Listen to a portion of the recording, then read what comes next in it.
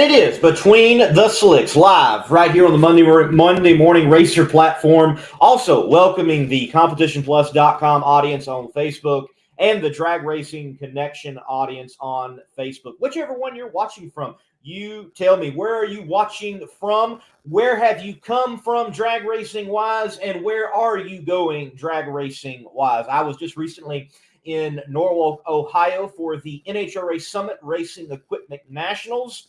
There for that national event. Were you there? What drag strip were you at? And what are you looking forward to this pre-Independence? Well, no, it would be the Independence Day weekend for us here in the United States of America.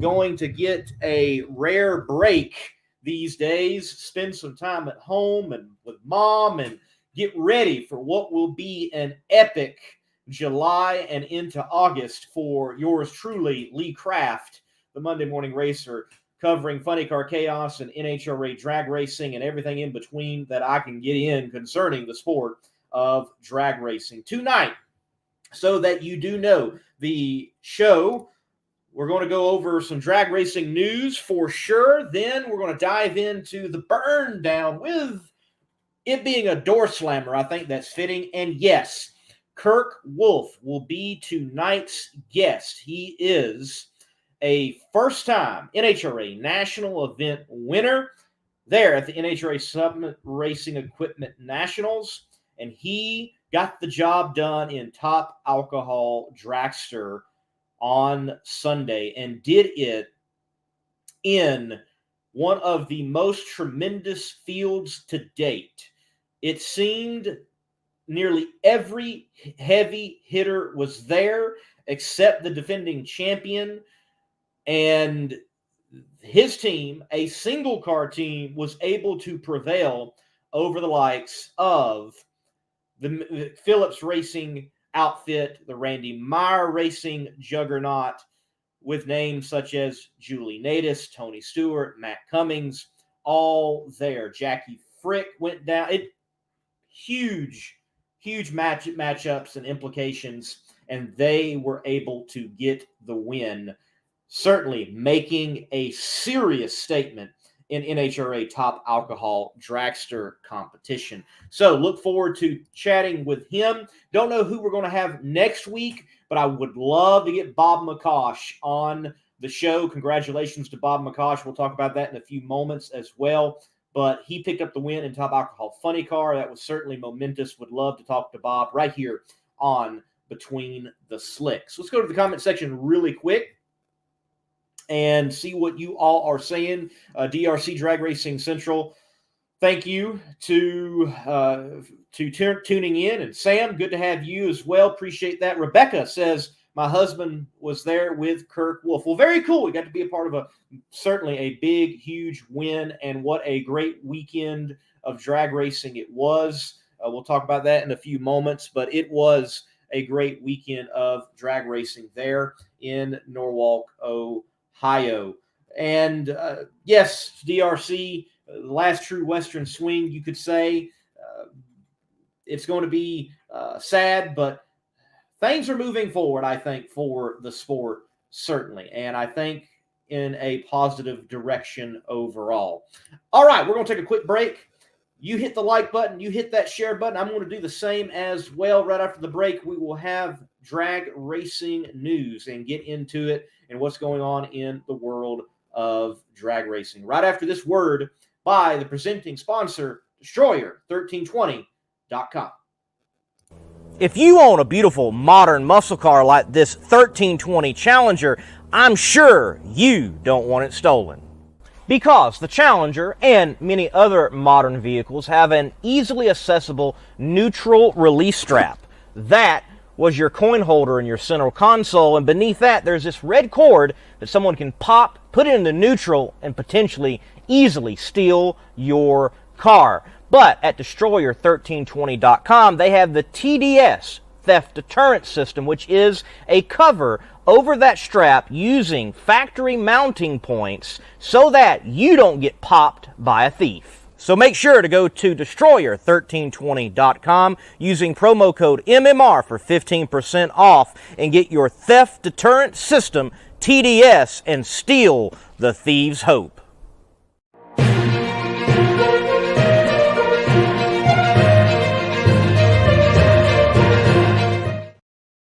And in drag news, there is news all across the board, whether it is NHRA drag racing, door slammer racing, whether that is down under or right here in the States and beyond. Let's start with NHRA, since that is going to obviously be the main thrust of the night, though that is not the case always with Between the Slicks. We do not discriminate. We love all drag racing, except maybe, well, no, I'm not going to say that. We love all drag racing right here at the Monday Morning Racer platform on Between the Slicks. In drag news, let's kick it off with that the Summit Racing Equipment Nationals there in Norwalk, Ohio.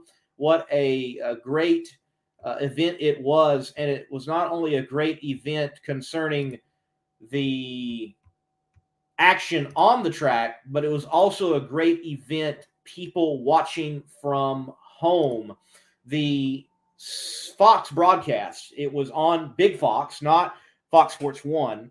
The national event was on Fox for eliminations, and this is a race that actually begins a 4 straight national event run for the NHRA on Fox. Well, it was an average 818,000 viewership, which is an uptick 17% from 2022. That is a significant increase in viewership from last year.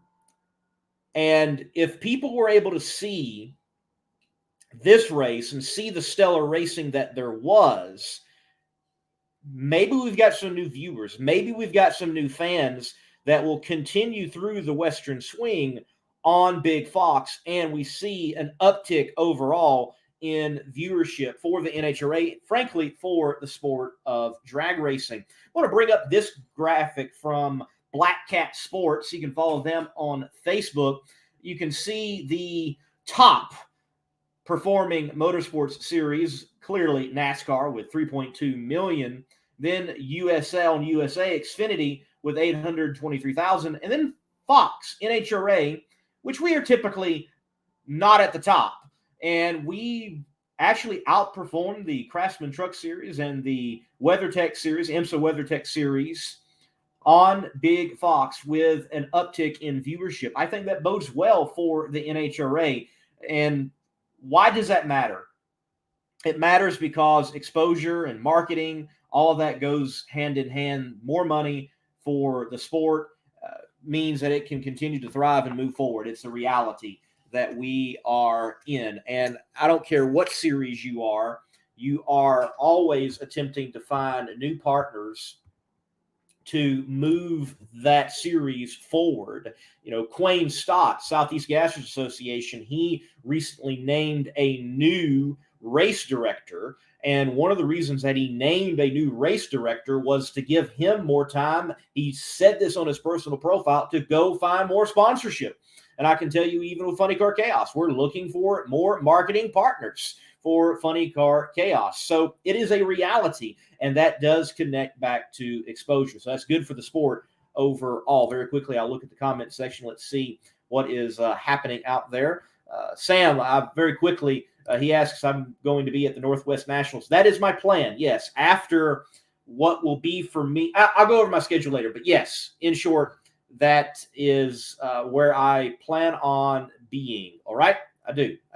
Drag Racing Central says, more races on Fox, the better. I hope the World Finals are on Fox. Well, it certainly helps. Nothing against Fox Sports 1, but literally there are less people that have FS1 because the way the packages are for like DirecTV and Dish and so on. Like if you have Fox, you might not have Fox Sports 1. It's literally in less households. But Fox is, a basic cable channel, if you will, or should be theoretically. I know some areas, some folks actually don't even have Fox because of the particular contracts with Direct and Dish, and others, depending on the market, can't get into all of that and can't find every market in that situation. Nonetheless, you're going to have a situation where more people have Fox than Fox Sports 1. So I'm glad at least that when we're on the bigger platform, we do have a serious uptick in viewership. Also, it does depend on when it airs. Having a favorable time when these shows airs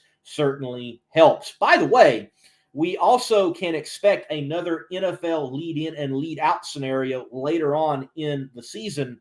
And though this is a 4-in-a-row Fox broadcast schedule, so you had Norwalk with the NHRA Summit Racing Equipment Nationals, and then the races will be on Fox through the Western Swing, but that's not the last time we're going to see them on Fox. The races, Brainerd and Indy, will also be on Fox, and I'm sure that we'll see some type of flex option, if you will, if I can borrow terminology from the world of the National Football League, and we see Fox and NHRA drag racing later on through the countdown as well. Hey, that is good to see for sure, that we see this uptick in the television viewership, at least for this particular national event. By the way, congratulations to the TV team. They earned a Telly Award for their work in the NHRA broadcasts. And let me say this. I was able to see, so being at a national event, I don't see the national broadcast on cable, and I don't get to see direct, NHRA.TV. I've got to go watch all that back, try to catch it. The replays sometimes are absolutely at atrocious times. If you think 10 p.m. is bad for the original airing, try to catch at like 3 a.m. a re-airing of some of these. Certainly tough, but was able to see the opening spot for Fox. I actually put it on the NHRA Facebook page, and I watched it. It amazes me how people will complain about absolutely tremendous artistry and work in a intro segment. Cinematic, for sure. The use of Bill Bader Sr.'s voice opening it up with shots of Norwalk and what Norwalk means, and the Bader way and the Norwalk experience, and then going into the juxtaposition of measurements in drag racing voiced by Brian Lones with all the cinematic shots. It was great. There's nothing you can complain about that. I love the competition aspect, and I want to see the racing for sure. But if you cannot stop and appreciate the hard work, the effort, and the artistry that is put into some of those segments, wow. Just go find yourself. It is just that, artistry, and it should be appreciated, and the work that's been done. And by the way, the NHRA social media team, they have, over the years, it has been a slow, gradual upward trajectory of their work and what they've been doing. So keep up the good work, NHRA social media department. I know we want more, and there can be more, but they are delivering slowly but surely more. They are doing a great work, I think, for sure, in NHRA drag racing. We're not done with NHRA quite yet. Concerning one of the top stars in NHRA drag racing, before we look in depth to the NHRA national event, Brittany Force has been nominated for 2023 in the ESPYs as one of the contenders for Best Driver. So go and vote. Let's get Brittany over the edge. Let's vote for her. Let's get a drag racer and ESPY. I know it's going to be tough with over the likes of the others that have been nominated, but I think this is also something, just getting the nomination. And I think it's good for Brittany. I think it's good for the sport. Brittany wins that championship, and many would argue that just didn't win it outright with Steve having the incident that he had at the Texas Motorplex. But she does win last year for sure, the championship, and she earned it, and she drove better than she has driven in a long time. And she had to work on that. She had to strive for that, and she did just that. So I think just getting a nod like that, even though you've won the championship, even though you've won accolades within your sport, getting a nod like that from the people who are overwatching sports, giving that nod, I think that is certainly something worth celebrating, and congratulations to Brittany on that. And go vote for her. Go vote. Go vote. In particular, the NHRA Summit Racing Equipment Nationals. Your thoughts on it. Was it a good national event? How was the racing? What did you think about it? Me being there and catching what I could, because you've got to remember, when you're covering an event or you're working for a particular race team, as I am at times, you have this tunnel vision effect where you don't sometimes see the totality of the event as if you were sitting in the stands watching things go by. Well, I can certainly tell you more about alcohol because that's what I covered and that's what I filmed, and even the thrust of the show tonight, having the top alcohol Dragster winner later on in Kirk Wolf to chat with him. But of what I did see, the competition was stellar across the board. I don't care what class you looked at. Top Fuel, Funny Car, Pro Stock Motorcycle, in the top alcohol Dragster and top alcohol Funny Car, and beyond. It was a tremendous national event, and people were up on the wheel and in their notebooks for the tuning aspects of it to go out there and nab Wallies at this NHRA Summit Racing Equipment Nationals at Summit Motorsports Park. I don't know how many times I heard Alan Reinhart announce, no matter what the class, that nearly identical ETs were ran, and it was a situation of whole shot wins, or someone won on a whole shot. And then we just have tremendous storylines coming out of the day, because I would say that the people who won, they were not the people that Trixie Tipster would have had great odds on. Look at this lineup. Hector Arana Jr., Matt Hartford, Blake Alexander, and Leah Pruitt. Who had their money on Blake Alexander? Not that they're not capable of winning, but I think we would have expected them to creep up on performance and creep up on round wins and make a couple of final round appearances and then finally break through. No, he just breaks through in one day, and congratulations to him. And Leah Pruitt, I think we still feel like that team hasn't quite come together, but yet they're showing that they really have, and the gelling has happened, and then they're going to continue to gel. Dare say we've got a little bit ways to go, but maybe that mojo she had all the way back in 2022 that made her a championship contender until that car broke in half there at St. Louis is back. Matt Hartford, how good is it to see in Pro Stock that we're not talking week in and week out Erica Enders or Greg Anderson. No, we're talking Derek Kramer, Matt Hartford, Greg Anderson, Erica Enders, Camry Caruso, the Quadruplets. He said it. Matt Hartford himself said it so many times, whether it's Competition Plus Power Hour or in the media room or on the stage with Alan Reinhart. The 16 cars that do qualify, they certainly have a shot to win. He's a threat just as much as anyone else. And Hector Arana Jr., yes, great performance at the end of last year, but Gage Herrera has been tearing things up.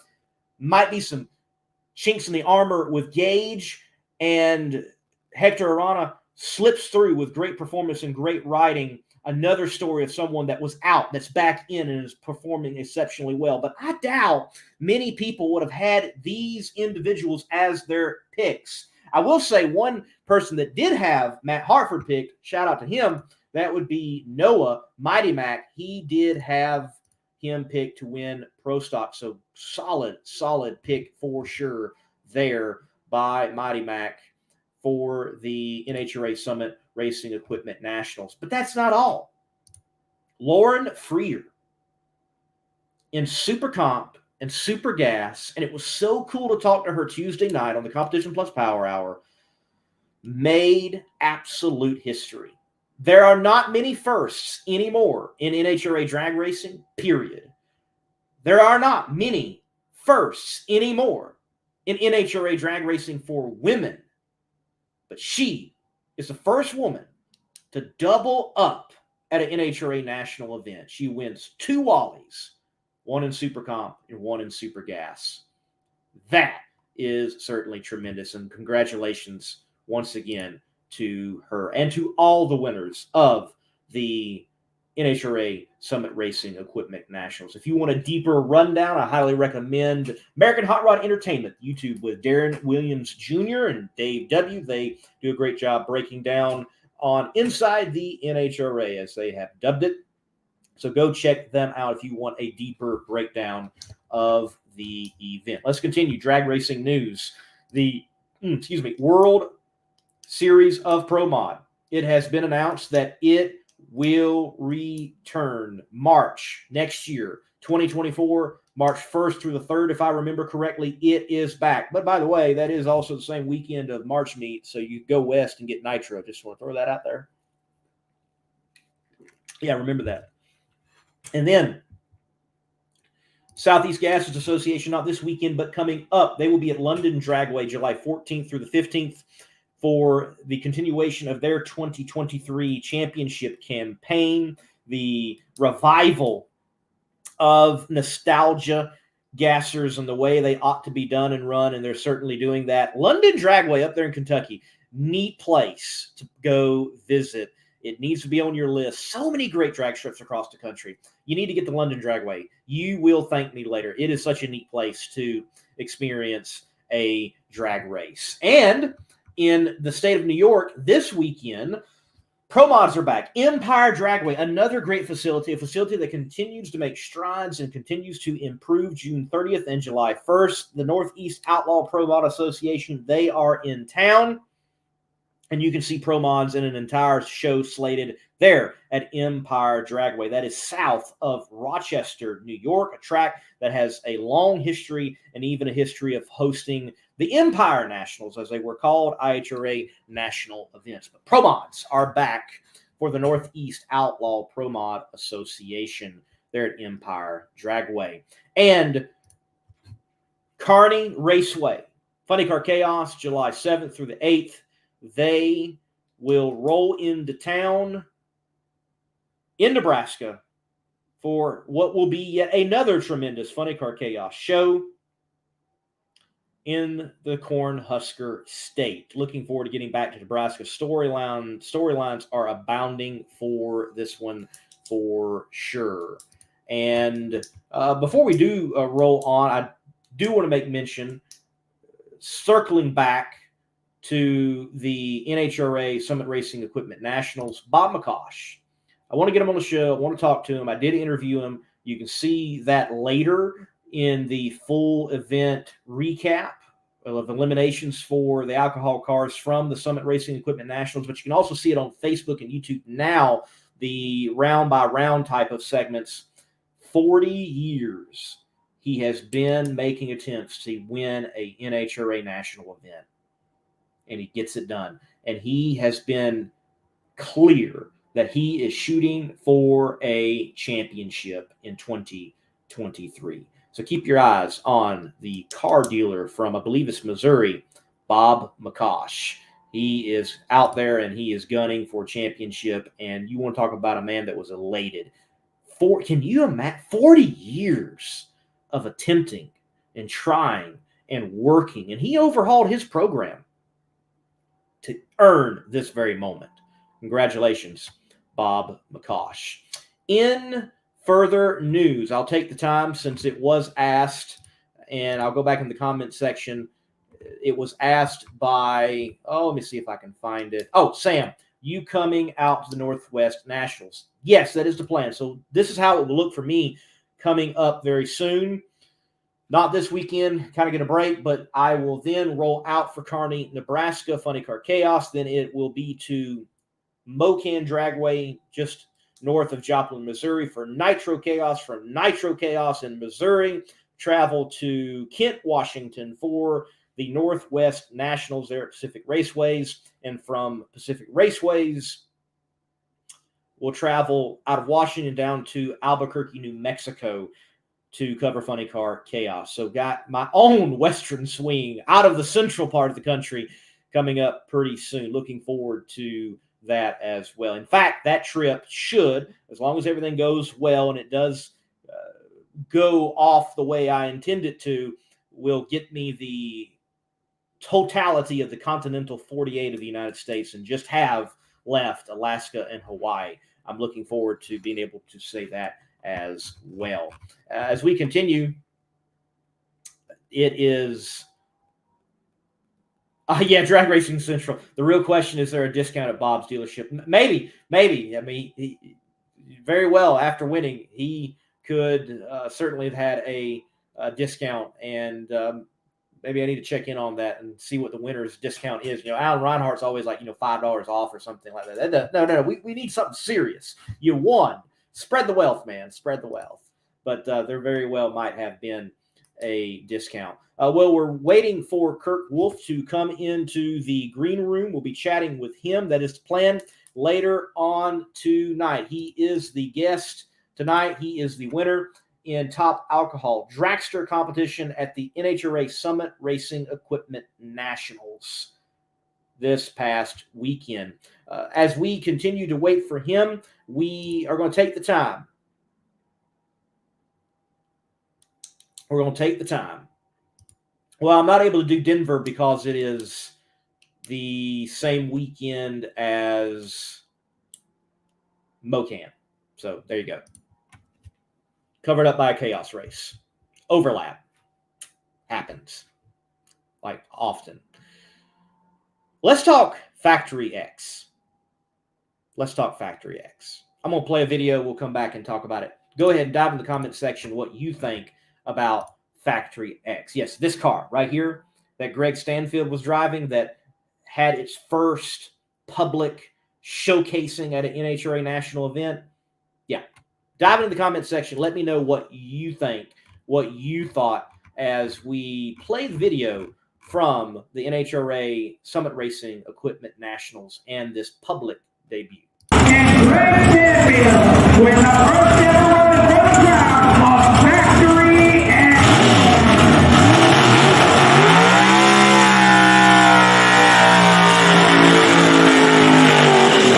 Rolling like everybody's too. And here's what I get at. They apparently underestimated the guy's build horsepower. If they got there in a hurry, all of a sudden, well, that's the case with modern technology. And really turn it loose. So Factory X is still standard embodiment. It is standard wheelbase. They are not letting them go pro mod with these things. Once they are lighter, they're full tube chassis, they're certified 6 seconds flat, and there are a number of them being built. And now the rule package has been solidified. This is the first one to actually hit the track in NHRA competition, only at an NHRA event. You haven't heard. Put the Blackbird together, had it in the PRI show last year, and it actually crashed in the testing and bowling green a while back. That car's being rebuilt. And you've been here at Norwalk.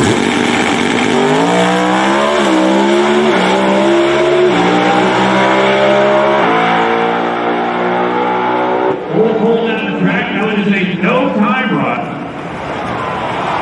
Sort of. And the crowd went wild. The collective groan. I don't know if you all could hear that on like NHRA.tv or the national broadcast coverage if they showed it. I'm sure they did. The collective groan. It was great. It was so good. It was so good. Look, let me go to the comment section. Grim, it is a bummer, but that doesn't mean I'm not going to stop by Denver and get it in at least one way, shape, form, or fashion. Remember, there's other drag races that happen there, not just the national event. I've missed out already on some. Not going to be able to be there this weekend for their Jet Car Nationals. Oh, by the way, I didn't put a post yet. Jet Car Nationals this weekend at Bandimere Speedway. One of their premier events. Great event. Jet Car Nationals. If you're in the area, get there for sure and check it out. Drag Racing Central says Factory X is the pro stock of the modern day. Okay. All right. It says they sound awesome for a car like that. And Grim should have a Factory X twin turbo car. All right. If Toyota enters Factory X, they might eventually have to add turbos. Yeah, sure. Pro Charger in Factory X. Okay.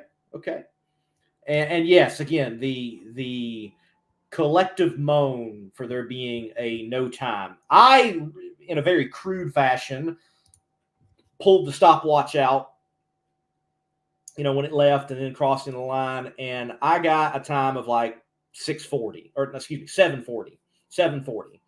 And again, this is a new platform. It's new cars. I expect the cars to be a tick faster than factory stock, but not quite as fast as pro stock, but be in between. Let me say, I have to agree with Drag Racing Central Factory X is the pro stock of the modern day. That car just looks good. I'll describe it this way. I'm going to bring the photo up. If you were going to capture the essence of 1980s pro stock, mid-80s, late 80s, and bring it into the modern day with modern cars, but have the heart of that kind of pro stocker, I think you got it right here. It has a hood scoop, ladies and gentlemen, not one that just looks like an awkward skin tag on top of a hood. No, it's built in. It looks like it's supposed to be there. Factory front end and doors and quarter panels and sides and roof. I mean, that's a solid looking hot rod. Quite literally a hot rod. And has a modern combination in it. Yes, I'm telling you what. That is a good-looking car, good-looking hot rod, and I'm looking forward to this class to continue to grow and become more and more and more in NHRA drag racing. I love that they went with the old rod shop look. I got to ask Greg Stanfield about that, and he was connected with that team way back when, and they're rolled that back out along with everyone. And yes, this is cool. We're seeing something. We're seeing the birth of something. We're seeing the formation of something in the NHRA that is, it's just cool. And I cannot wait for this to become, I know it's real, but understand what I'm saying. I cannot wait for this to become real. We had one. And by this time, we were already supposed to have eliminations with these cars because the exhibitions were already supposed to be done with. But Jeff Turk, sadly, he had an incident in his car, the Blackbird, a top end wreck, and there's other cars literally on the jig and bodies being hanged and that type of nature. So it's taking a little longer than I think people intended it to, but I cannot wait to see these cars duking it out. And I think there's so much possibility. Drag Racing Central, credit to him and just the searching and the digging sometimes that he does. He found a gem that someone with the NHRA tech department said, hey, they're open to like Corvette bodies. I think this class is going to become more than what we have ever seen factory stock and ever seen pro stock be. Because pro stock has always been what? Naturally aspirated. But yet they've lost their essence. Don't get me wrong. I love pro stock. I love pro stock racing. It is extremely close racing. And it is tight racing. And the driver has to drive and be perfect on the burnout, perfect in staging, perfect on the lights, perfect in shifting. I get that. And I enjoy pro stock racing.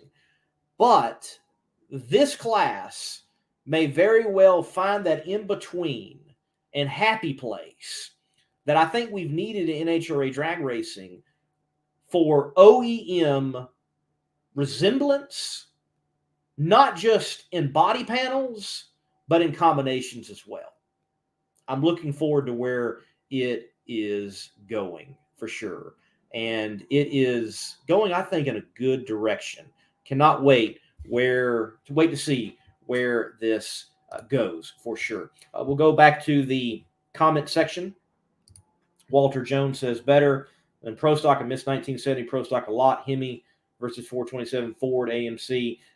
Certainly 1970 first year there for Pro Stock and what it was then. I think factory stock looks obviously very close to what Pro Stock was then. Factory stock's a great class in its own right. Just Pro Stock became its own animal. I think it lost its way. I love the class, but it lost its essence to if you will. And in fact, there's a whole video on what I think of Pro Stock and where it's at on the Monday Morning Racer YouTube channel. It's actually one of my earliest videos I ever did. It's pre-shades. Yeah, you want to see what my eyes look like, you can go watch that video. And I was still living in New York. Yeah, it's way back. But again, it wasn't a slam on Pro Stock, but it was, I think they missed the boat. And I think they missed the boat all the way back with Buddy Ingersoll and that V6 Buick Turbo. I think they missed the boat. And I think there was a push to modernize Pro Stock as we understand it.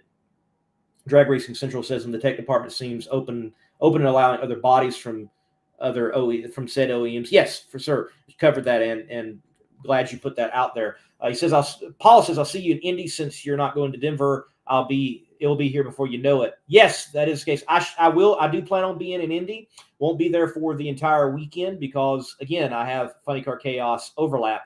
Actually, Mocan, once again, Mocan has a long-standing Labor Day race weekend, actually 61, not 60, like 58, 59 years, almost as long as the track's been around. They've been running on Labor Day as well.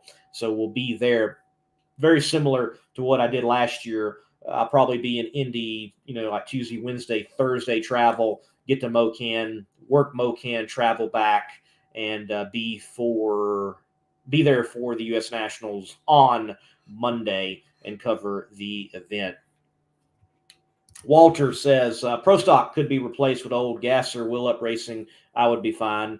Well, look, I think Gasser Racing has its place, and I think it has its place perfectly well in the Heritage Series. I think it has its place in exhibition classes. I think it has its place in such places as the Southeast Gassers Association, which I thoroughly love. But what the NHRA needs, and why you even have the creation of the Factory X class, it needs something that the OEMs can come back in and push the sport forward. Motorsports in particular, have always went forward when the OEMs can be intertwined into the sport, and the sport isn't just living on its own by itself.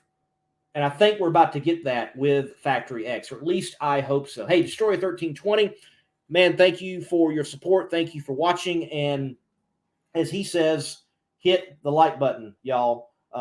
For sure. Hit the like button and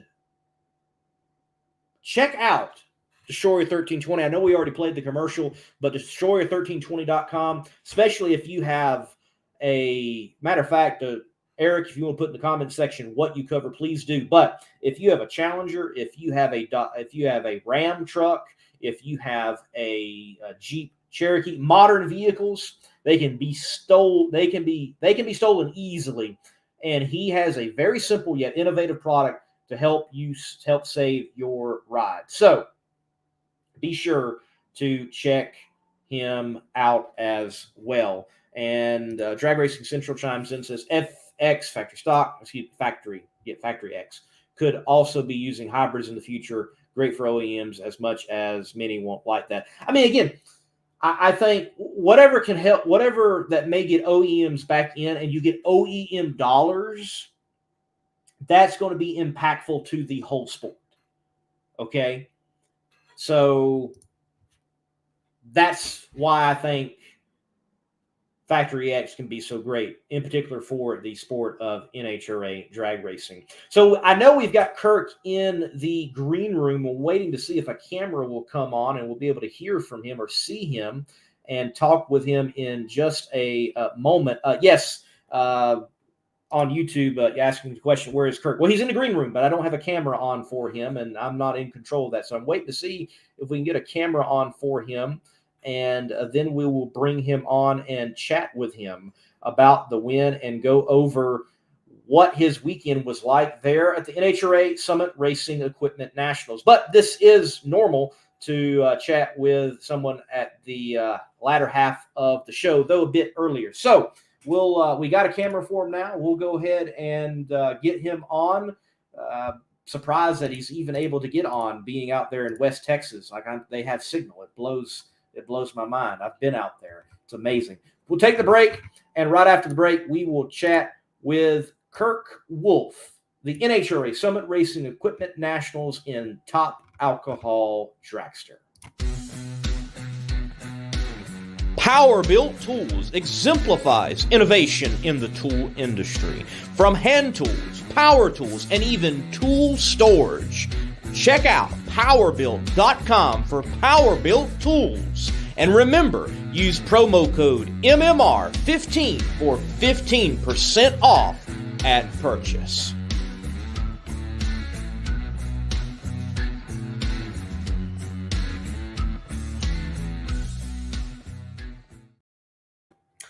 Kirk Wolf, man, welcome to the show here Between the Slicks, and I think you're muted right now. Can you unmute yourself? Uh-oh. Driving down the road. Technical difficulties. Oh, there we go. No, I can hear you. It's going in and out. Sorry. All right, Sorry, all right. I'm late from work. Oh, you're good, man. You're good. Well, hey, let's begin there. And so people know you work in the oil and gas industry out there in West Texas. What is it that you do in particular? I mean, as clean cut as you are, I imagine it's not roughnecking at this point. No, nowhere near that. I'm a director of operations for a valve pump company. So we do pretty much anything from the oil and gas industry, anything, cruises have tons of valves on them. Pumps or just about on anything as well. So we're staying pretty busy, extremely busy out here, especially with as much as the oil is booming right now. But I misread the link, and I didn't notice it was Eastern, not Central. It's around Central time. So when you sent that link, sorry about that. Hey, no worries, man. Look, don't feel bad. The time zone thing gets me all the time. When I travel out west and I'm in California, I'm like, man, I got a show that's based on East Coast time coming up. I'm like, what's counting time, checking my phone. What time is it in New York? So it certainly can be a challenge. But look, thank you for being on. I know people want to hear from you and on this momentous win for you and in your career. We're going to go over it round by round, even look at qualifying a little bit. But before we do that, again, just to get to know more about who you are, you took a break from drag racing. You mentioned that at least driving, and then doing some digging. Looked like you were even in track ownership, or still even maybe. So what is the totality of your drag racing background from juniors to now, and ownership and everything in between? I started racing when I was 10 years old.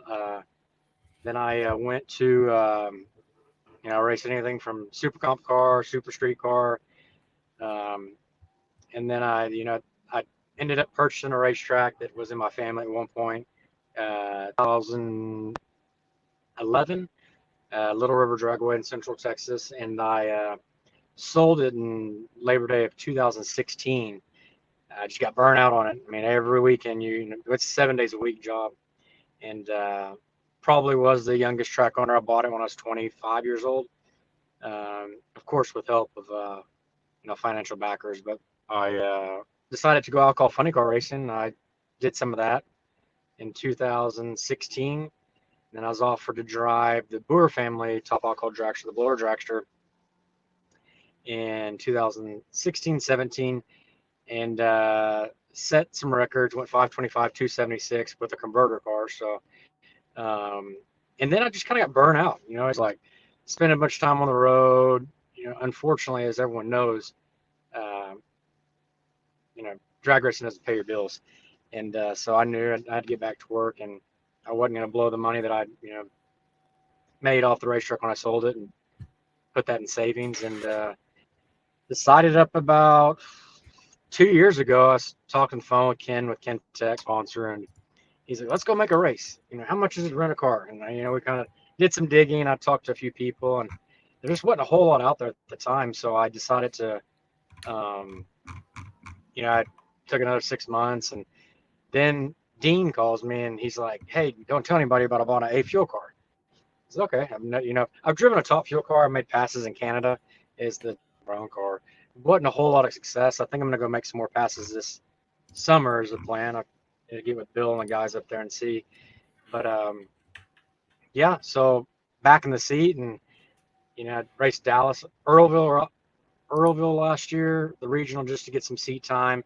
Unfortunately, that didn't go as well because rain shortened it, and we got one qualifying session and didn't get in the show. And then we went to Dallas, Ennis, which is considered my home track for a national event, and ran well, but got beat first round, stuck the tire, and now 4 to 5 races this year. But like I said, I really can't get away 10, 15 races like I'd love to do a year, but if it led year after, my job, I could pretty much work remotely, so we could make something work. But yeah, I'm excited to be back in the seat, having so much fun. This team is, laid back. Everyone is, has their own personality and keep you on your toes, especially Clay. Chase's dad, he does pretty much everything on the car, but you're laughing as well. So, like I said, excited for the remainder of this season, and look forward to many more seasons in the future with him. Well, it certainly has to be a good place for you right now, getting your first national event win and forming partnerships that are good for right now and into the future. Look, Kintex Roofing Systems. I mean, first of all, what is it with Texas and roofing and in drag racing? I mean, Buddy Hull, Roger Brogdon, the people with the Colettas. I mean, just everybody in roofing out in Texas and drag racing right now. But Kintex, who is it? And if you need roofing or whatever they do, what is it they do, and how can you get a hold of them? We'll pitch the sponsors that are helping you out. Well, it's a commercial roofing company. They do a majority of their work is roofing, commercial property, big buildings downtown, huge, warehouse buildings. They're definitely not your average insurance chasing company. They're and he'll tell you that he's not. And they sell. Of course, he has a parts side as well, and they say extremely busy. They actually located right outside of Austin, Texas, and he does jobs out here. He does jobs all over. I mean, several places in the United States. Very well known.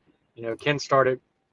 He was just a little small roofing company, and had the opportunity to partner up with a gentleman that had passed away a few years ago. But he's went from literally nothing to a successful businessman, and he left him and his girlfriend. They were flying home on Monday, and he's like, what? I'm not going home. I can say that now. I'm going to go. So they went to Michigan for the week to go fishing. So, like I said, nicest guy. I met him 8 to 10 years ago. Short story on him, but he bought him a new race car. He called me up when I was on the racetrack and come out there and rented the track and made some passes. I didn't really charge him a whole lot, and from that day on, we've been really good friends. He's supported me in, sponsoring at the racetrack, sponsoring race cars. He's probably one of the friends that I talk to more on the phone than anybody. But yeah, it's a great working relationship as well. Man, glad you've got those partners, and glad you've got that setting for you in racing now and for what is ahead of you. And the win, obviously, I know it's big. First national event win, and you doubled your round wins in one event. You get the ice cream scooper, but apparently it's also a big win because a lot of your family was there, from what I understand, like mom, sister, others. They were there, able to witness it and be a part of it. And it's always good when family can see success and be there along with you. What was it like having the folks there? Oh, it was amazing. My mom and my races, it's kind of funny. My mom was like on her deathbed last week. I don't know what she had. She was sick, laying on the couch all week, and I had asked her. I said, "Hey, are you going to go to the race?" Yeah, I feel better, and like she's automatically better for the race. So, but yeah, I don't think they've missed one of my races, and my mom lives in Indy. Her fiance is the car chief for Austin Proc. So they're into racing. My aunt and uncle used to own the racetrack. My grandparents raced. So it runs in it runs in our blood. It's my cousin runs pro. So they were all there with the pro mod as well. So it's a family deal. Like I said, I've already looked at Indy. There's I think 4 or 5 of us going to be racing in Indy. So I'm excited to see that and can't wait for Indy. Like I said, I don't think I'm going to pick up any more races in between there just because summer's really busy for me. But yeah, like something I'll never forget is my mom and sister. My father passed away about 6 years ago, so it's just them two, and to have them there to witness my first Wally was amazing. Man, I'm glad that is the case, and glad that is a situation for you to have them there with that first national event. Well, we're going to take a round-by-round look. We're going to begin with qualifying. I'm going to queue up the footage, and we'll see how that all went. You had an interesting weekend to get all the way to the final and turn on that last win light. Let's look at first attempt at the track.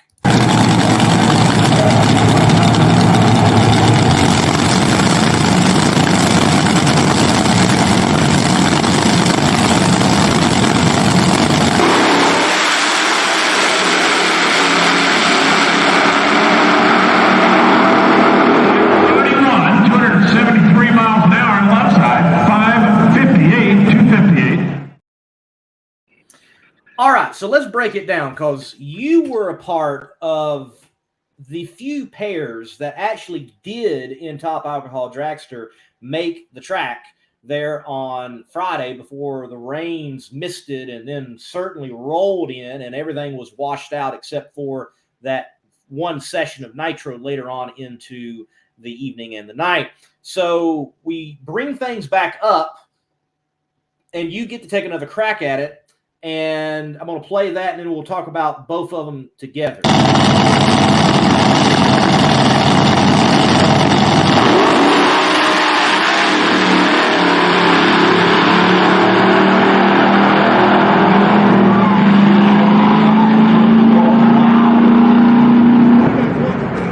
Thunderous run. The red line does not matter, but the ET and speed do. Well, boom, first crack in the 530s, but then that one, a 522, that puts you high up on the chart because you're in a situation where the top runners were 520s and then there were 522s and, some stellar cars. And with you making that pass, later on you mentioned, hey, we're going to be good for the weekend. But how challenging is it, or what does the team think being a single car team? You've got like the McPhillips. They can bring 4 cars out, it seems. Randy Meyer can bring out 4 cars if he wanted to and race and compete. And you've got these big teams and big names, but at the end of the day, it was the Samsels in the final round and you and the Copelands in the final round, and you won. So is there a disadvantage to having a 1-car operation within those ranks at all? I mean, I'm sure there's advantage. Of course there's advantage having 2 cars, but I mean, I think that first pass we made, Friday on that chassis, since we've had that car, Dean ran it in Gainesville and Chase ran it in Dallas. So like I said, once you get a good baseline, which Chase has been doing this a long time, him and his dad Clay have been doing it a long time. And, if you don't know who Chase Copeland is, I mean, he builds a lot of those race cars out there. And, I've been in several alcohol cars and, it's one of the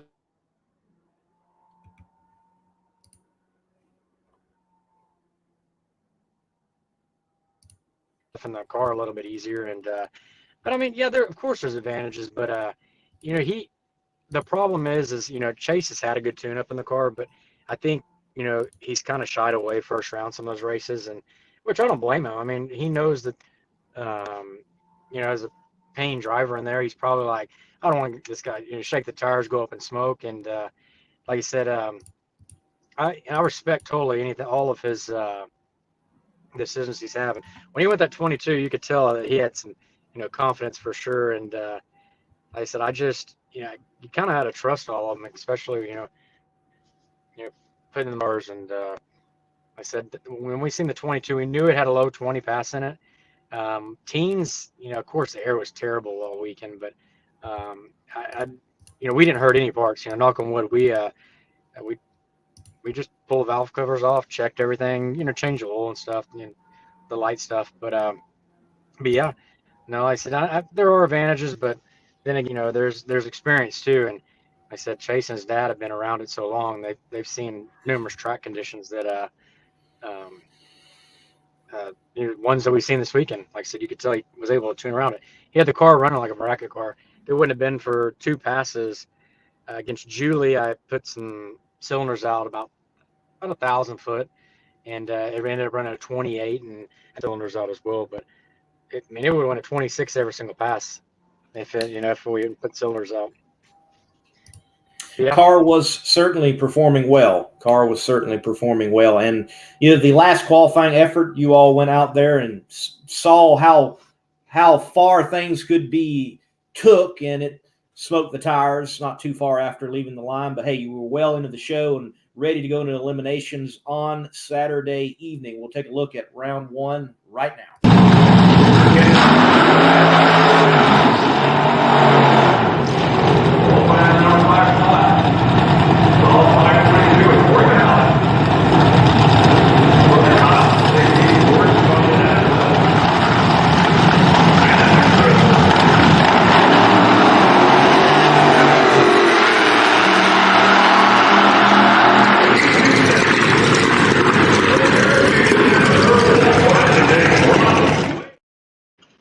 Well, Corey in the far lane from that vantage point went red, but I think he would have needed a lot to get by you on that pass with a 5:28. And I want to bring this up. I've noticed this. So the McPhillips and Randy Meyer outfit, they've got this burnout routine that is stopped, very short.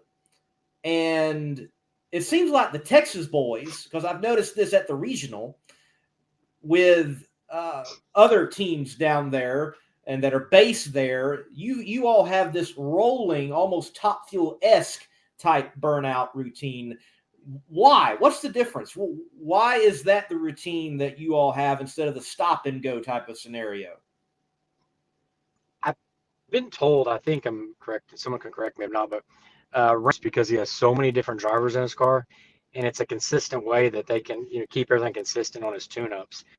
So they're not going out there, someone doing a huge long burnout. And I just, I had asked Clay and Chase, what do you want me to do? And they're like, do whatever you want. So, when you hit the throttle for the burnout, the throttle moves, it goes down. So, because the throttle stop on it, it's probably like a quarter of an inch, not even that, maybe an eighth of an inch. Yeah, you barely feel it move. So you don't even know you're hitting the throttle, but I just, I don't know. I just started doing it that way and staying consistent with it. And I've kind of, you'll notice in some of the videos, I do things, even my staging, I keep pretty consistent, just trying to keep everything consistent and, not throw myself off by doing something different. So, but yeah, maybe it's a Texas way. I just noticed it's like all the Texas boys were doing the running burnout. I was like, hey, I don't know. It looks a lot better too. I mean, I don't know, the stop and then it's a wimpy little thing. I'm like, come on, A Fuel.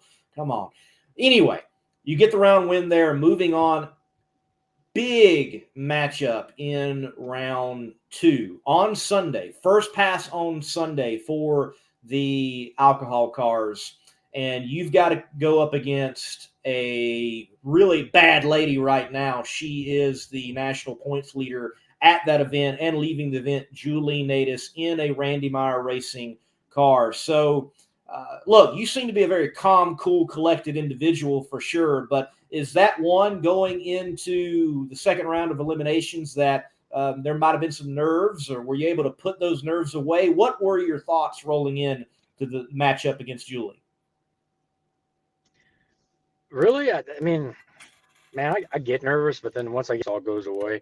I know Julie personally. She's friends with my sister. So, it kind of was, I knew we were going to have a tough car, with Julie driving and Randy tuning. There's, we can see that, combination that will probably, high chances of winning the national championship this year, and hopefully she does. But yeah, but it's like any other race. I take them all one at a time, and I think if I'm not going to go out there and rent a car or drive a car if I don't think we have a winning chance every single time. So I joked around before we went to the event, and I was like, man, it's gonna be tough to even qualify for this race.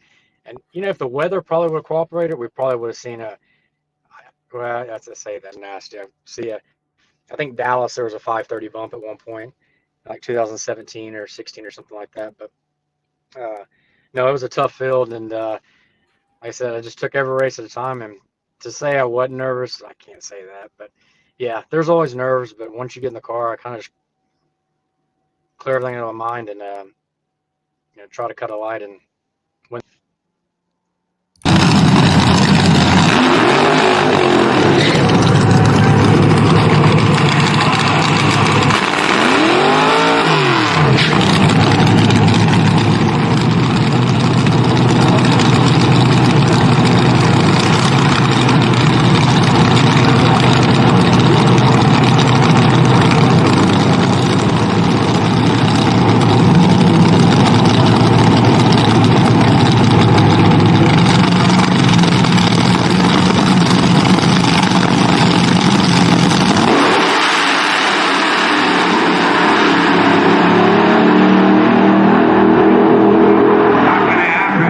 Kirk Wolf, 5:28.6. He's Julie Natas, 5:28.7. He got the job done on the starting line.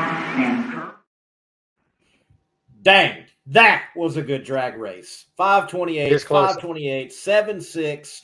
You get the whole shot win over the national points leader. And really, other than, Matt Cummings needed to gain points, Cody Crone needed to gain points, but by that point, the top five, all of the top five that had shown up for this national event, they are out. Tony out, Julie out, Jackie Frick out in round one, and Sean Cowie out as well. So I loved what was shaping up for the semifinals, that everyone that went into the semifinals had not won a national event in 2023, and you, at the time, along with Cody Crone, had not won a national event, period. So I really liked those storylines. So personally, thank you for taking Julie out. I was going to have, it caused me the ability to interview new people, and I like that. So thank you. I appreciate that a whole lot. I appreciate that.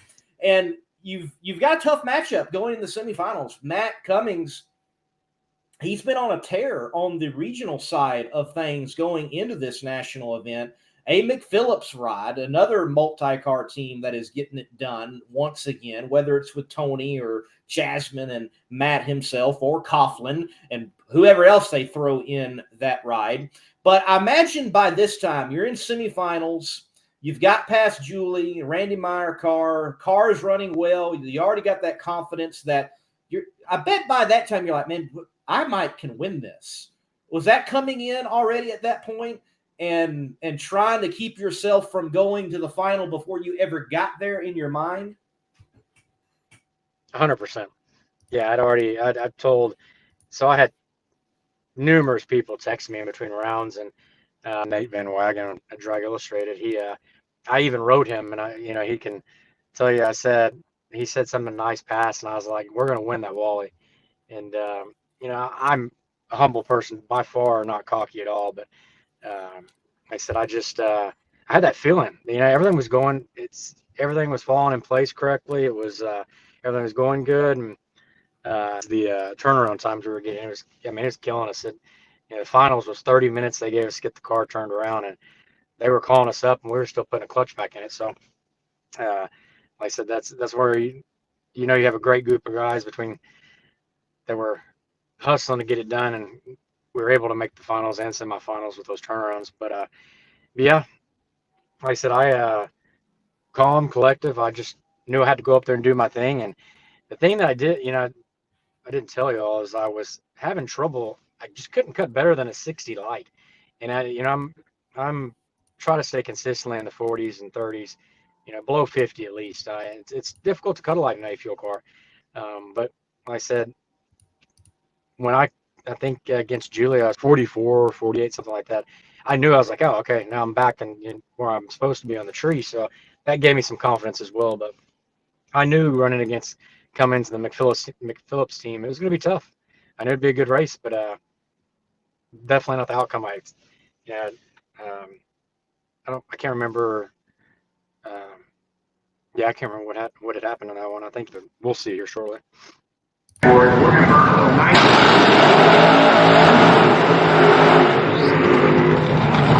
One back out here. At race 7. Back on number 2 on that Dragster. Doing the World 1 year ago. I think 3 in a row here. American Dragster. All right, it's the final round. Who's going to take the first spot in the final round?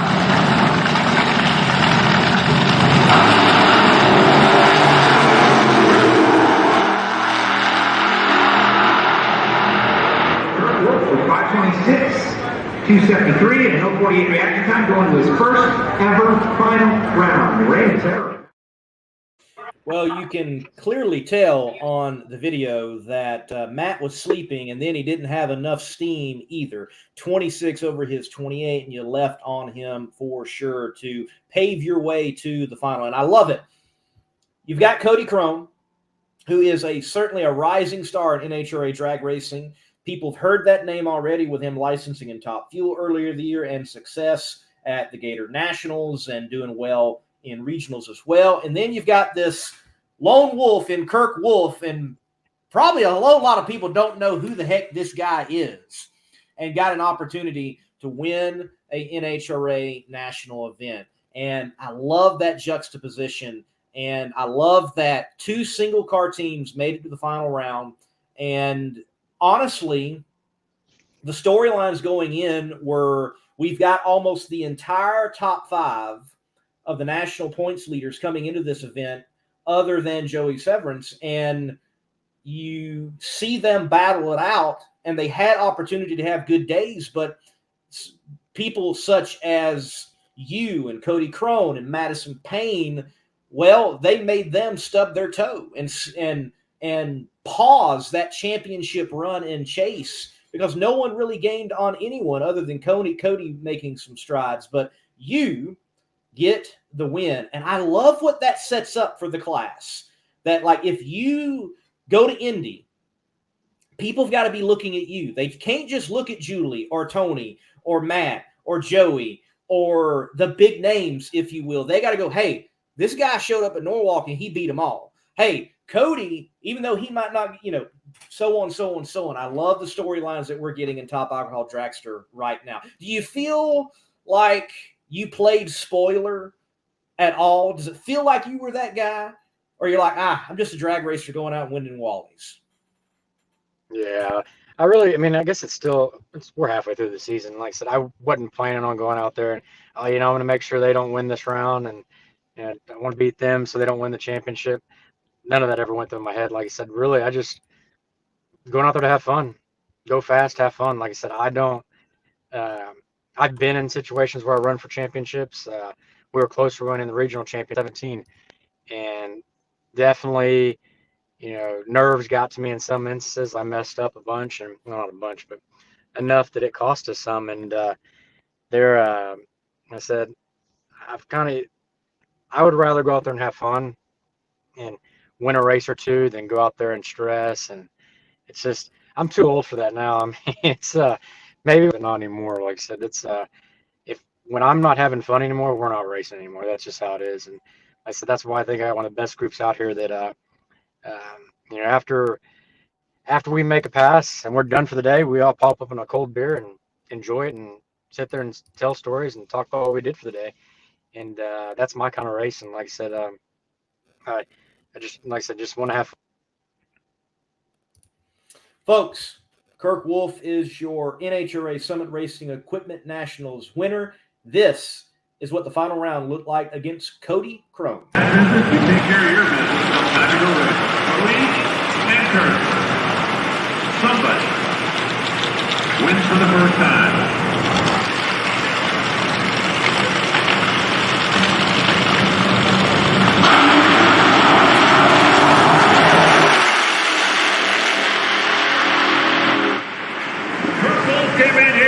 4 career round wins. He now has 8, and he is now a national event winner. Dean Dubbin of Copeland. Everybody down there on the start.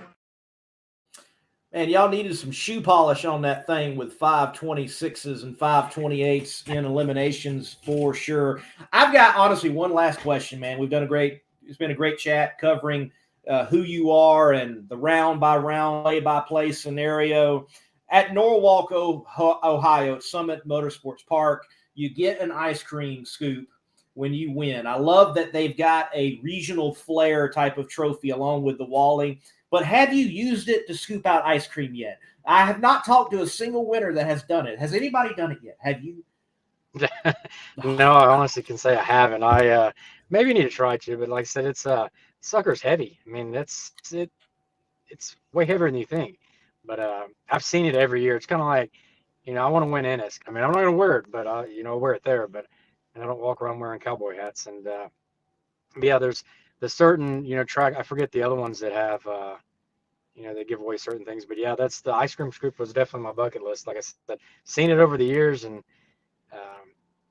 yeah, that's but yeah, if I do try it, I'll show you.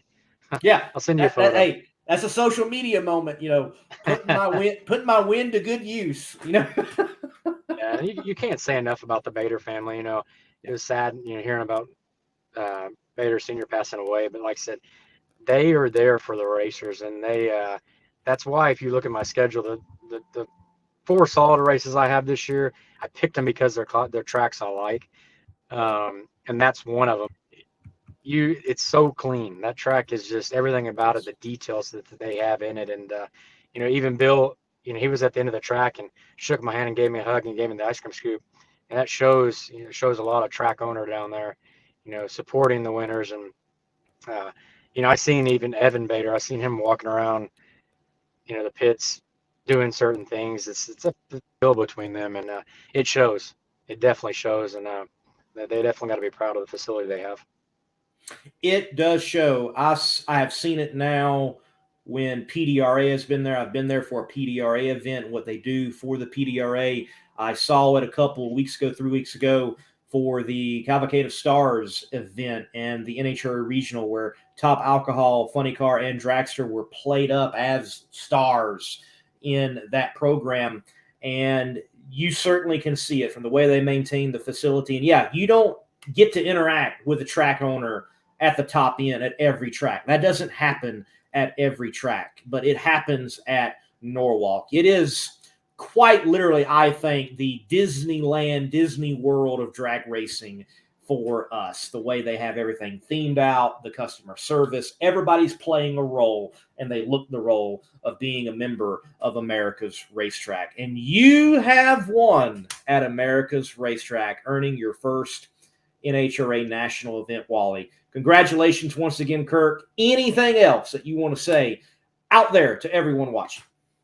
No, just I'm going to Brainerd to support Dean, the car owner. He's his father or son-in-law actually brings, I think, a couple hundred of his employees, and they cook out. And Dean's want to introduce me to some of his family members and go hang out at the zoo. I've never been, so I want to go. There could be a few more, but like I said, Indy's my next race. Definitely ready for Indy. We got a car going in for there, and I think we got a car for, Dean to go out and win Brainerd. It's good to have the confidence with that car, and no, just excited to be back out and racing again. It's always a dream when I was a kid to drive Top Fuel, but then you kind of see, nah, it's a little bit too expensive there, and alcohol. And I always tell any other kids that are dreaming of making it's there. You just got to work your tail off, find sponsors, and get out there and meet with team owners. And like I said, anybody ever dreaming about it, take the chance. So, but yeah, thank you for having me on the show.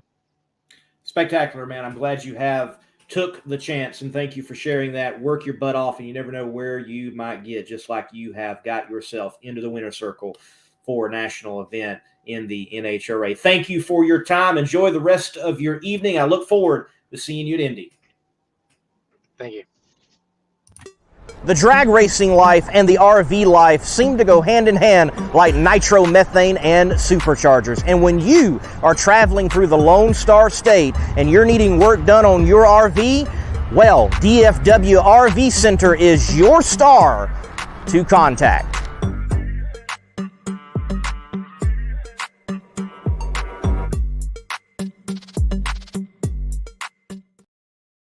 And that will do it for Between the Slicks tonight here on the Monday Morning Racer platforms and the CompetitionPlus.com Facebook page, as well as the Drag Racing Connection on Facebook as well. Thank you for watching. So good to finally talk with Kirk there. I love these conversations of talking with people in the sport that their name is not as well known as John Force, Erica Enders, a Megan Meyer, those names. I look, I get to talk to John, love talking to John.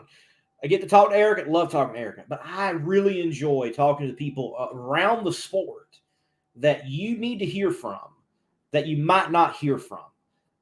That's the whole reason Between the Slicks exists. So come back next week.